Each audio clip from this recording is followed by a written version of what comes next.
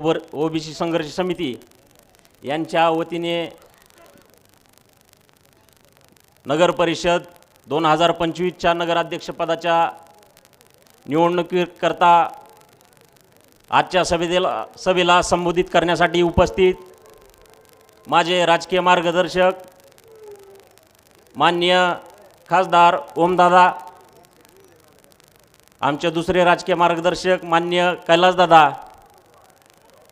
माननीय पांडुरंग तात्या कुंभार, माजी आमदार दयानंद तात्या गायकवाड, सर्वांची नावं घेत बसण्यापेक्षा आदरणीय व्यासपीठ असा सर्वांचा नाम उल्लेख करतो।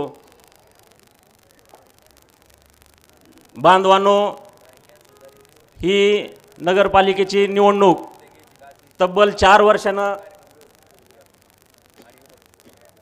आपण त्या निवडणुकीसाठी सामोरं जातोय।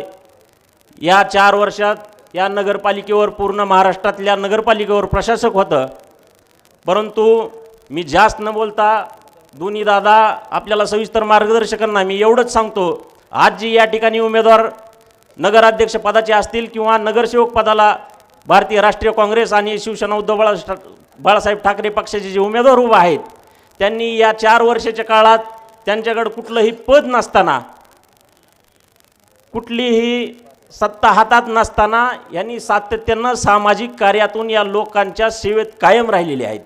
त्याच्यामुळं आपल्याकडून एवढीच अपेक्षा आहे की या सर्व उमेदवारांना भरघोस मताने आपण विजयी करावं आणि आपण ज्याप्रमाणे लोकसभा असेल विधानसभा असेल या जिल्ह्याचे खासदार ओमदादा आणि कैलासदादावर ज्याप्रमाणे विश्वास टाकला, त्याचप्रमाणे एकदा यांच्या ताब्यात येथील नगरपालिका आपण देऊन दाखवा। या शहराचा नक्कीच कायापालट या दोन्ही पक्षाच्या माध्यमातून झाल्याशिवाय राहणार नाही, एवढंच या प्रसंगी बोलतो आणि माझ्या शब्दाला पूर्ण विराम देतो। जय हिंद।